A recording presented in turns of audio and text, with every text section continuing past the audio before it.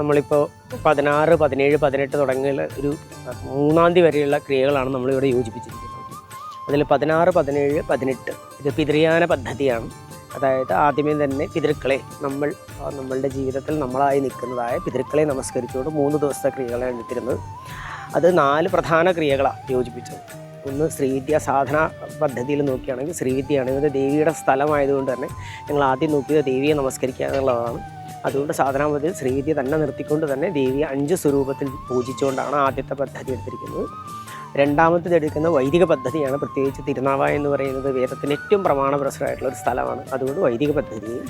മൂന്നാമത്തത് കാലചക്രത്തിന് മുമ്പ് തന്നെ, അതായത് നമ്മളൊരു ഇത് ചെയ്യുമ്പോൾ ഏറ്റവും സാധാരണക്കാരും മരിച്ചതാണ്. അതുകൊണ്ട് ശ്മശാനക്രിയ എന്ന് പറയുന്ന രീതിയിൽ രമേശ് ഏട്ടൻ്റെ ഇതാണ്, അങ്ങനെ ഒരു ക്രിയ എടുത്തു. അതിനുശേഷം കാലചക്ര വിധാനം എന്നും പറഞ്ഞിട്ട് പിതൃയാനത്തെ ദേവയാനത്തിലേക്ക് യോജിപ്പിക്കാൻ വേണ്ടി ഒരു പദ്ധതി എടുത്തു. അങ്ങനെ 3 ദിവസത്തെ 16, 17, 18 തീയതികളിലുള്ള 3 ക്രിയയാണ് പിതൃയാന പദ്ധതിയായിട്ട് യോജിപ്പിച്ചിരിക്കുന്നത്. ഇതിൽ വ്യത്യസ്ത പദ്ധതികളുണ്ട്. ഏകദേശം കേരളത്തിൽ തന്നെ 17, 18 തരത്തിലുള്ള ശ്രാദ്ധ പ്രക്രിയകളുണ്ട് പല വിഭാഗത്തിൻ്റെയും. അതിൽ 4 പ്രധാന പദ്ധതികളാണ് നമ്മൾ യോജിപ്പിച്ചിരിക്കുന്നത്. നമുക്ക് ലിമിറ്റഡ് ടൈം ആയതുകൊണ്ട് 3 ദിവസം 4 പദ്ധതികളെ യോജിപ്പിച്ചിരിക്കുന്നു. അതിനുശേഷം ഇവിടുത്തെ ധ്വജാരോഹണം കഴിഞ്ഞ് വന്നിരിക്കുന്നത് 22-ാം തീയതി മുതലാണ്. 22-ാം തീയതി നമ്മൾ സുകൃതം ഹോമമാണ്. കാരണം ഏത് വ്യക്തികൾക്കും ആദ്യം അവനവൻ്റെ കർമ്മങ്ങൾ ഇതാക്കാൻ വേണ്ടിയിട്ടുള്ള സുകൃതത്തിലാണ് എടുത്തത്. ആദ്യത്തെ വിധാനം എടുത്തിരിക്കുന്നത് കണ്ണൂർ കാസർഗോഡുള്ള ലക്ഷ്മി തെല്ലിങ്ങാണ്. സൂര്യസാധന എടുത്തു. അതിൻ്റെ തുടർച്ച എന്ന രീതിയിൽ സുകൃതവും സ്ത്രീകളുടെ ഇതിൽ തന്നെയുള്ള വേദഘോഷത്തോടു കൂടിയിരിക്കുന്ന ഗായത്രി പുരസ്കരണത്തോടു കൂടിയുള്ള ഗായത്രി മന്ത്രവിധാനവും കൊടുത്തു. അന്ന് രാത്രി ഈശ്വര വിധാനം എന്ന് പറഞ്ഞാൽ ശരിക്കും അശോകൻ കാണി എന്ന് പറയുന്ന വിഭാഗത്തിൻ്റെ കല്ലാർ വിഭാഗമാണ്.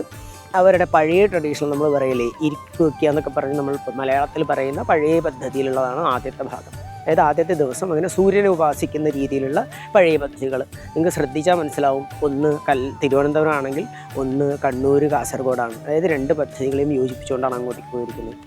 2-ാം ദിവസം ചതുരാംബിക വിധാനം എന്ന് പറയുന്ന എടുത്തിരിക്കുന്നത്. ചതുരാംബിക വിധാനം എന്ന് പറഞ്ഞിട്ടുണ്ടെങ്കിൽ 4 തരത്തിൽ കേരളത്തിലെ 4 ഭാഗങ്ങളായി തിരിച്ചുകൊണ്ട് കന്യാകുമാരിയുള്ള ബാലാംബികയും കൊടുങ്ങല്ലൂർ, പാലക്കാടുള്ള ഹേമാംബിക, മൂകാംബിക എന്നീ 4 തരത്തിലുള്ള ദേവതകളെ പൂജിച്ചുകൊണ്ട് കേരളത്തിലെ സമസ്ത ദേവതകളെയും നമസ്കരിച്ചുകൊണ്ടാണ് ഒരു പദ്ധതി എടുത്തിരിക്കുന്നത്. ഇനി സുബ്രഹ്മണ്യനാണ്. കാരണം എല്ലാവർക്കും ജ്ഞാനം ആവശ്യമാണ്. അതുകൊണ്ട് വ്യത്യസ്ത പദ്ധതികൾ 32ഓളം പ്രധാനപ്പെട്ടതായ അഭിഷേകത്തോടു കൂടിയിരിക്കുന്ന സുബ്രഹ്മണ്യൻ ഇപ്പോൾ എടുക്കുകയാണ്.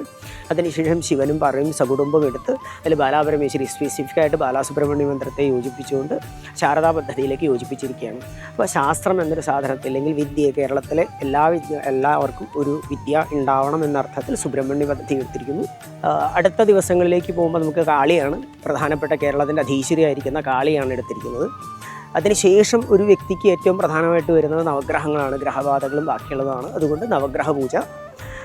അതിൻ്റെ ഒപ്പം തന്നെ വന്നിരിക്കുന്നതാണ് ഇന്നലെ തന്നെ യക്ഷി പൂജ ഉണ്ടായിരുന്നു. അതുകൊണ്ട് തന്നെ അടുത്ത തുടർച്ചയായിട്ട് വന്നിരിക്കുന്നത് കേരളത്തിലെ കുട്ടിച്ചാത്തൻ അല്ലെങ്കിൽ ചാത്തൻ എന്ന് പറയുന്ന വിഭാഗത്തെ എടുത്തുകൊണ്ട് രാത്രി അതിൻ്റെ ഗുരുതിയോടുകൂടെ പൂജ ചെയ്യുകയാണ്.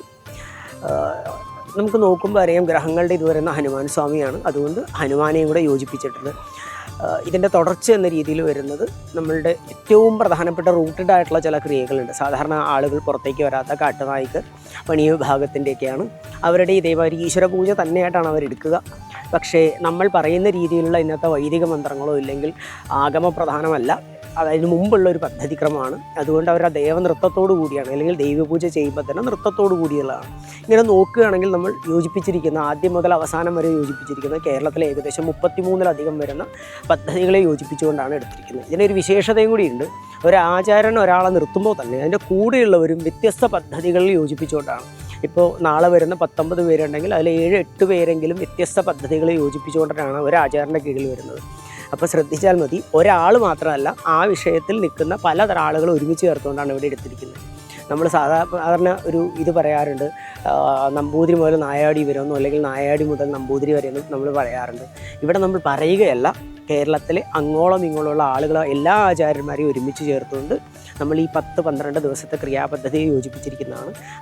അവരുടെ ദൈവത്തെ അവരുടെ രീതിയിൽ പൂജിച്ചുകൊണ്ട് ഒരു വ്യത്യാസമില്ലാതെ ഏതാണോ വൈദിക പ്രമാണം പറഞ്ഞിരിക്കുന്നത് അതേപോലെ അവർക്കും ആഗമ പ്രമാണം ആർക്കാണോ പറഞ്ഞിരിക്കുന്നത് അവർക്ക് അതേ രീതിയിലും ഇവിടെ ട്രഡീഷണൽ ആയിട്ടുള്ള ആദിവാസി വിഭാഗങ്ങളുടെ പൂജയാണെങ്കിൽ അതിനും അതേ രീതിയിൽ തന്നെ പൂജിച്ചുകൊണ്ടാണ് പോകുന്നത്.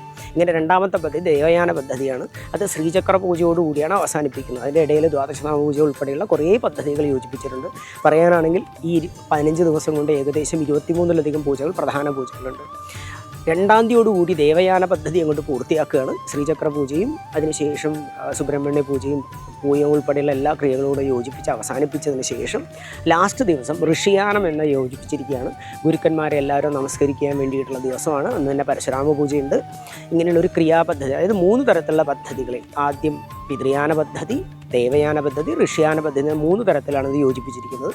ഏറ്റവും പ്രധാനം എന്ന് പറയുന്നത് ജനങ്ങളുടെ യൂണിറ്റിയാണ്. ഇത് ഒരു കാരണവശാലും വ്യക്തിഗതമായ ഒരു പൂജയും ചെയ്യുന്നില്ല.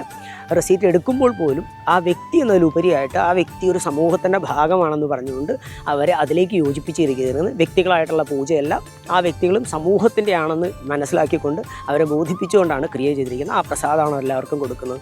എല്ലായ്പ്പോഴും നമ്മൾ പറയുക, എൻ്റെ മകന്, എൻ്റെ മകൾക്ക്, എനിക്ക് എന്ന് പറയുന്ന പൂജയ്ക്ക് പകരം നമ്മൾ തന്നും സമൂഹവും ഒന്നാണെന്ന് കണക്കാക്കിക്കൊണ്ട് അങ്ങനെയുള്ളൊരു ഭാവത്തോടു കൂടി ഇവിടെയാണ് പൂജ നടക്കുന്നത്. ഒരു വ്യക്തിഗതമായ പൂജയും അതുകൊണ്ട് ഇവിടെ നടക്കുന്നില്ല. വ്യക്തിഗതമായി എടുക്കുന്നുണ്ടെങ്കിൽ അത് ദേശത്തോട് ചേർന്നതാണ്. ഇങ്ങനെ 3 പദ്ധതികളാണ് ഇവിടെ നമ്മൾ യോജിപ്പിച്ചിരിക്കുന്നത്.